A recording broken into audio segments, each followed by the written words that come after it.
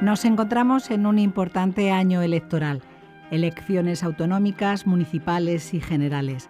Las primeras arrancan este domingo 22 de marzo en Andalucía, que a partir de las 9 de la mañana abren los colegios electorales para que los votantes andaluces ejerzan su derecho al voto y elijan a sus nuevos representantes en el Parlamento andaluz.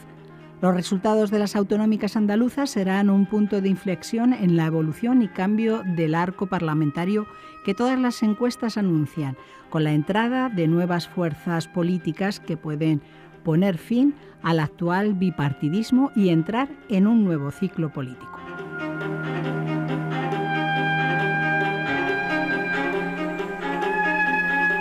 Es un momento para abrir un paréntesis y hacer una reflexión. Un balance de lo que hasta aquí ha sido y es el régimen político español y una proyección de futuro.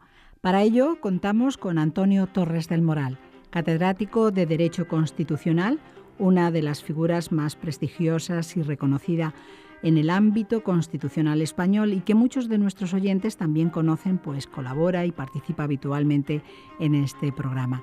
Don Antonio, bienvenido y gracias por acompañarnos una vez más. Muchas gracias por la invitación, muchas gracias por la presentación y a vuestra disposición para comentar lo que has planteado, ¿no? Para iniciar estos minutos de reflexión, de análisis, la primera cuestión es saber qué es lo que nos está pasando. Hasta no hace mucho éramos ejemplo y modelo para otros por nuestra transición política y hemos pasado nosotros mismos a pensar que nada funciona y que hay que cambiarlo todo. ¿Cuál es su opinión? ¿Cuál es el balance que nos puede hacer de estos casi 40 años de democracia en España, profesor Torres? Creo que es conveniente hacer memoria porque los pueblos que no tienen memoria están condenados a repetir sus torpezas, incluso agrandadas, ¿no? La historia se repite en forma de farsa, que decía don Carlos Marx. Hay que hacer historia. Este régimen que tenemos vigente ha nacido de las cenizas del anterior. Es decir, yo, que por razones de edad pude asistir y seguir muy de cerca pues todos aquellos acontecimientos y las medidas que se iban adoptando una a una, desde la ley de reforma política hasta la fecha, puedo decir que se trataba de desmontar un régimen, que era un régimen totalitario, una dictadura totalitaria, para construir una democracia, pero sin destruir todo lo anterior. Es decir, intentando salvar de lo anterior por lo menos personas y grupos que podrían ser habilitados para el nuevo sistema y aprovechar algunas instituciones y todo lo demás demolerlo, ¿no? Construir un nuevo régimen sobre la ceniza del anterior no es fácil. Y además de eso, pues las cenizas no son buenos cimientos y por lo tanto es posible alcanzar algunos éxitos durante un tiempo, como así ha sido, pero al final, cuando ese edificio va envejeciendo con el tiempo, entonces aparecen las fisuras porque la construcción se había hecho con malos materiales, ¿no? De manera que, dicho con esa metáfora, ¿no?, el diagnóstico es ese. Ahora, de ahí a pasar al desprestigio actual, pasar del enorme prestigio de los años 70 finales y los 80, que era la admiración del mundo, como se había pasado de una dictadura totalitaria a una de las democracias más frescas de Europa, ¿no? Y que muchos parlamentarios nuestros iban a este sitio al otro a indicar cómo se había hecho, ¿no?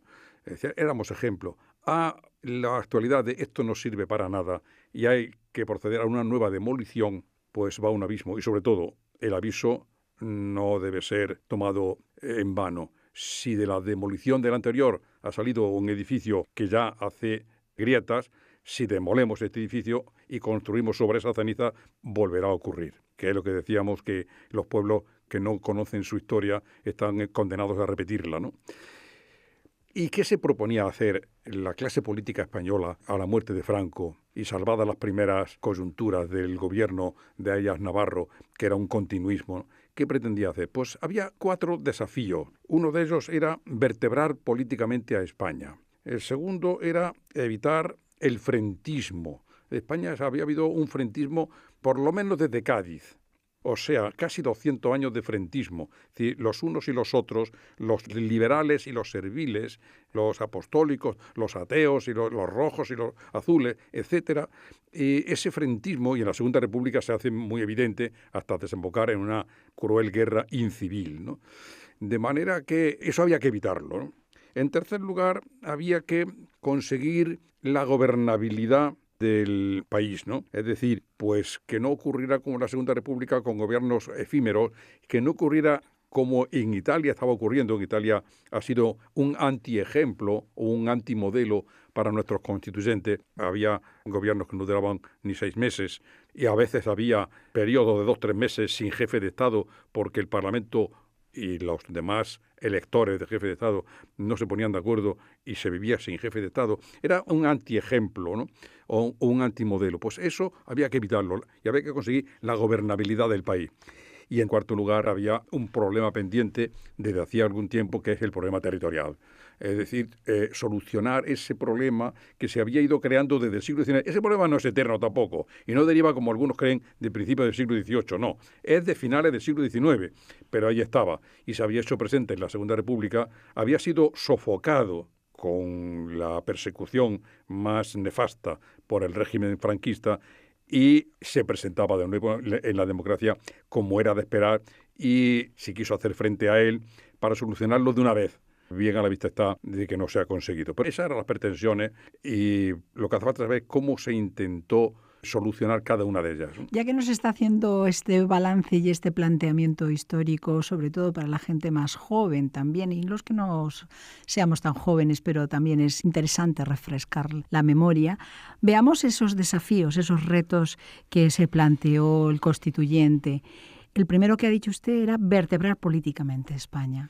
Sí, en efecto. En España no había partidos políticos, habían estado prohibidos, y los que pertenecían a ellos y los líderes históricos estaban o perseguidos o en el exilio o en la cárcel, ¿no?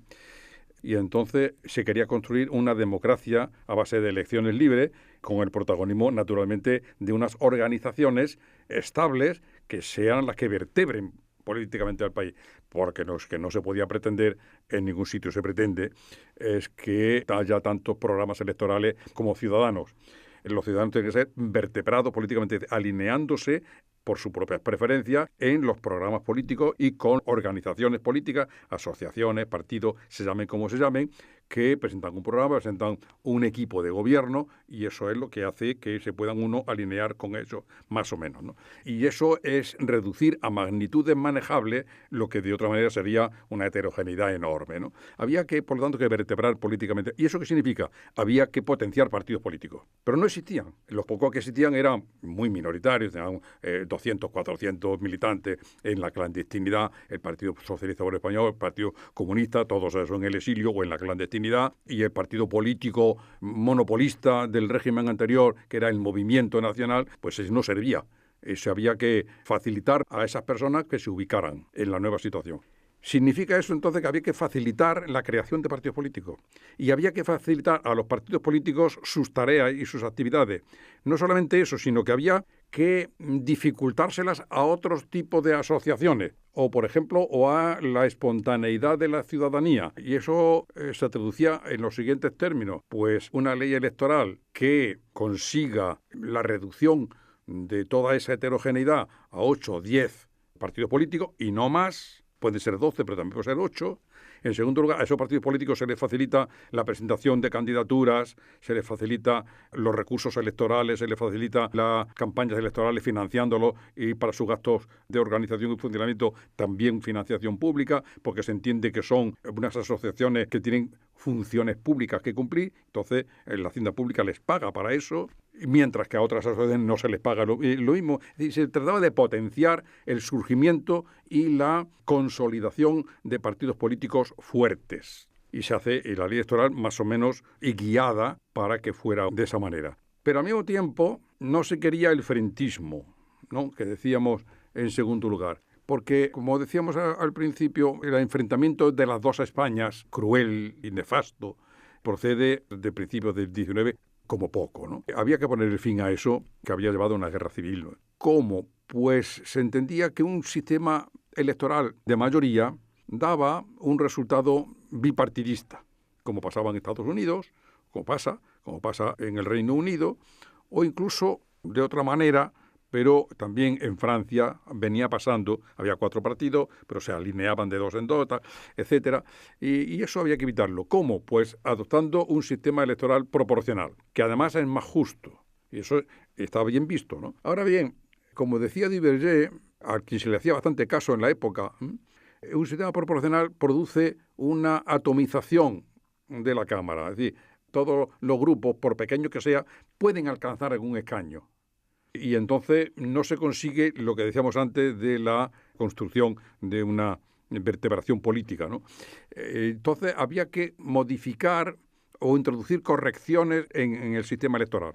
Y a eso responde la Ley para la Reforma Política y después el Decreto Ley Electoral de marzo de 1977, con arreglo al cual se realizan las primeras elecciones y se siguen realizando, porque después la Ley Electoral lo que ha hecho ha sido legislar sobre la administración electoral, sobre los delitos electorales, sobre tal, sobre cual, pero el sistema propiamente dicho, que es el escrutinio para adjudicar a los votos, adjudicarle a los escaños, es el mismo del año 77. Y ese lo que pretendía era que hubiera partidos políticos fuertes, pero no demasiados. Esa era la fórmula que, porque en aquel momento, que se persiguió. En unas primeras elecciones había no sé cuántos, usted sabrá seguramente el número de partidos políticos que se presentan. Y actualmente lo mismo. Actualmente he registrado más de 2.000 partidos en el registro de partidos. Hay más de 2.000. Claro, eso también tiene su explicación. No hay 2.000 partidos, pero, por ejemplo, el Partido Socialista Obrero Español está registrado como el Partido de España, y Partido de Andaluz, el Partido Balear, y Partido Canario. Está registrado 19 veces, ¿no? El Partido Popular, lo mismo. Pues ya los 2.000, los 2.500 pueden reducirse dividiendo por 20, se quedan en 100 o en 150. Bueno, pero son bastantes. Pero de esos, ¿cuánto alcanzan escaños en el Congreso de los Diputados, que es la Cámara principal? ¿Cuánto alcanza? Pues 10, 12, en alguna ocasión 8, 9.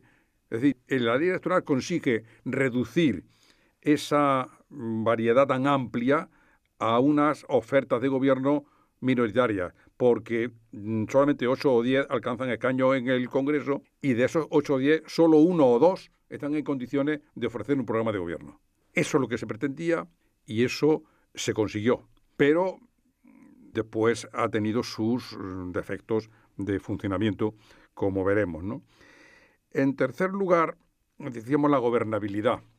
Eso ya facilitaba la gobernabilidad, lo que veníamos diciendo, pero se quería acentuar. Se quería huir del antimodelo que hemos dicho antes de Italia o de la Segunda República y conseguir gobiernos estables. ¿Y cómo se pueden conseguir gobiernos estables? ¿Cómo se intentó hacer? ¿O cómo se hizo? Pues facilitándole al gobierno todo y dificultándoselo a la Corte casi todo. Es decir, pues la investidura la obtiene el candidato a la presidencia con mayoría simple. En cambio, la censura no se puede aprobar si no es con mayoría absoluta. Se le dificulta al Congreso y se le exige una mayoría mayor de la que había obtenido el presidente para la investidura. En cambio, si el presidente considera que es llegada la hora de pedir o de plantear una cuestión de confianza, la cuestión de confianza se le concede por mayoría simple. Y todo a favor del gobierno, por una parte.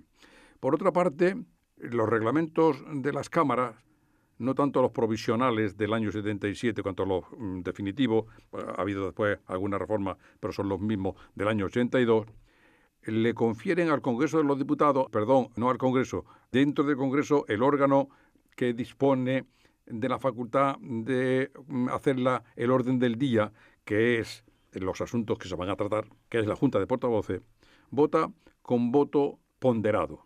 ¿Qué significa eso? Que tiene el voto de cada portavoz, tiene tanto peso como el diputado tiene en la Cámara. Si un gobierno tiene mayoría absoluta en la Cámara, el voto de su portavoz en la Junta vale más que todos los demás.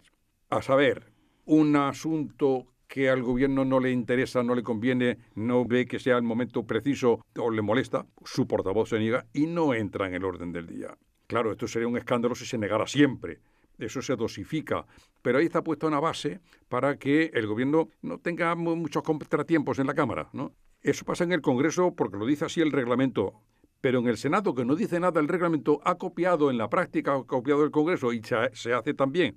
Por lo tanto, el gobierno tiene todas las facilidades posibles en las cámaras, en las dos cámaras, y ninguna dificultad. Podríamos poner algún otro ejemplo, pero basta con lo dicho para darnos cuenta de que el reto que había de conseguir la gobernabilidad es fácil de conseguir, pero es fácil de conseguir con medidas que después se pueden volver en contra, porque eso significa que el Parlamento no funciona o no funciona lo bien que debía funcionar. Y entonces las instituciones se desgastan, y si se desgastan pasa como está pasando ahora, que se dice no sirven para nada. No es que no sirvan para nada, bastaría con algún pequeño retoque para que volvieran a servir, ¿no?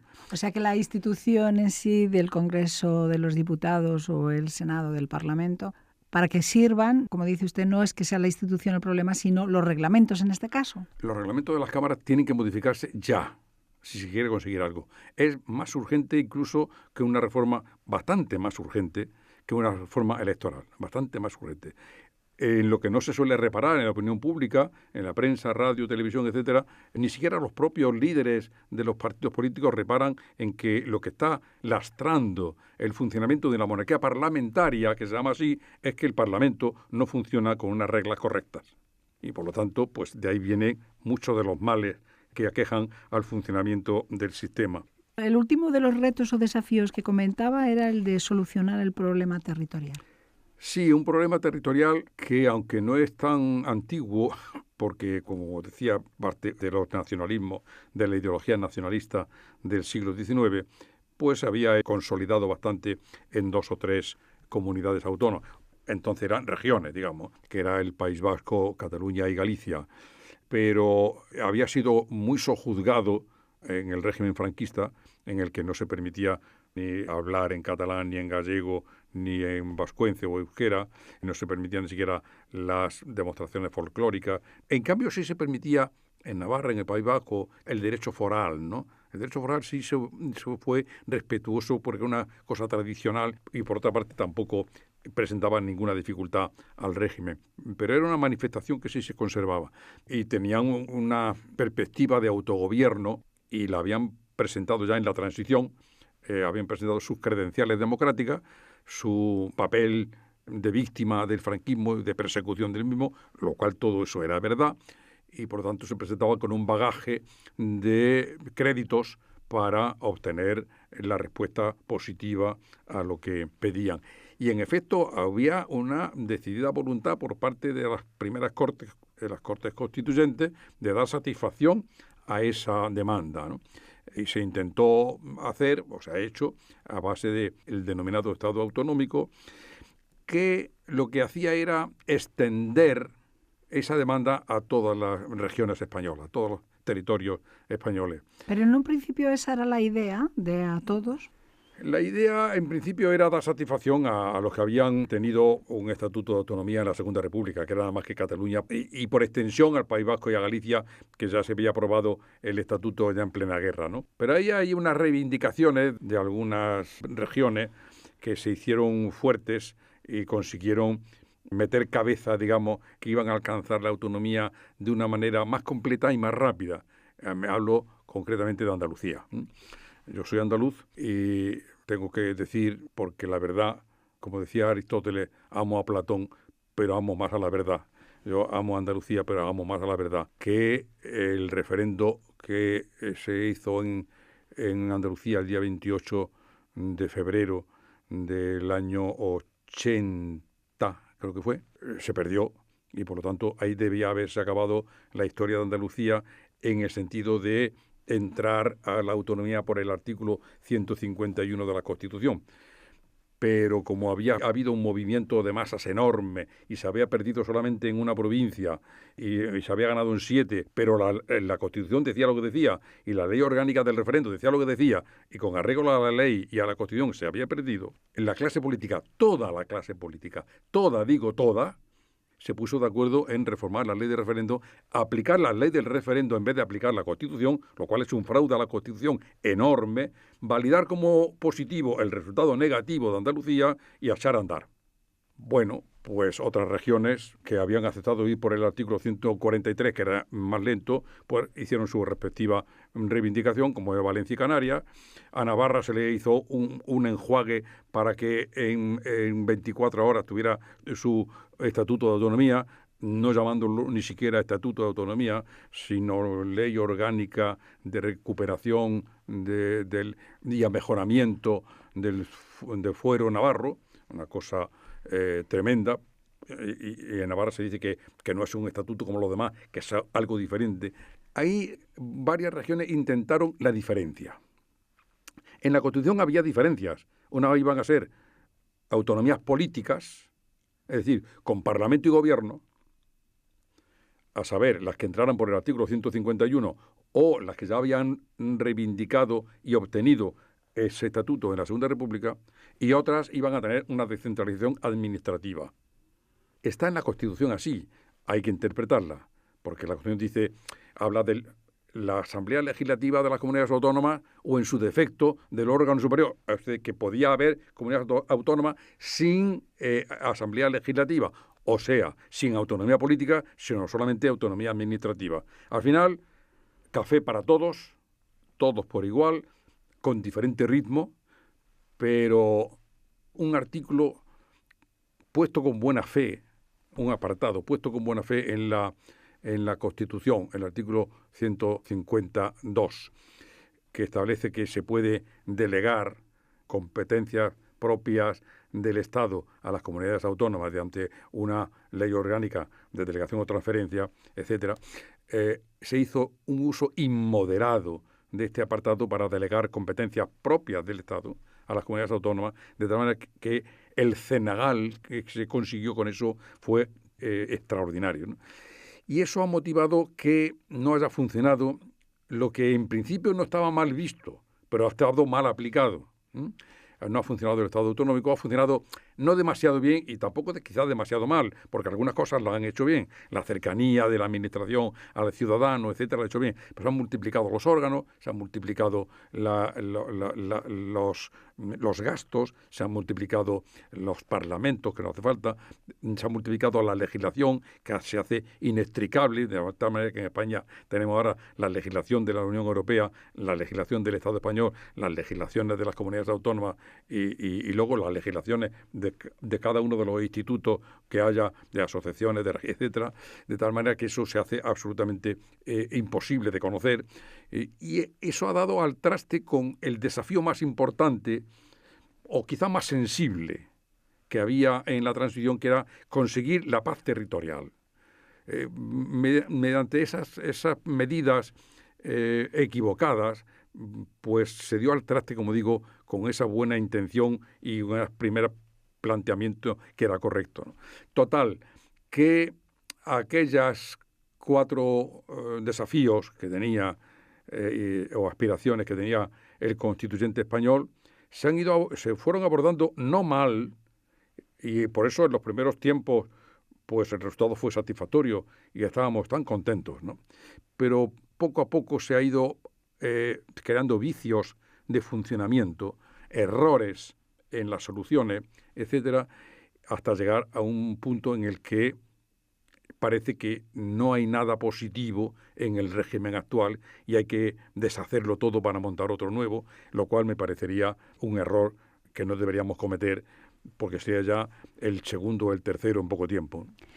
Entonces, en su opinión, después de este breve balance, porque en realidad es un balance breve sobre estos casi 40 años que llevamos de democracia, ¿cuál es su diagnóstico? ¿Qué es lo que debería cambiarse? Porque en cada uno de estos desafíos, retos, habría que tocar siempre algo. Porque desde luego, según he entendido y su opinión, desde luego no es tirarlo todo y volver a construir. Tirarlo todo sería un error, otro más, ¿no? Porque hay mucho aprovechable, pero desde luego hay que deshacer algunos entuertos que se han hecho a lo largo de este régimen de los 40 años.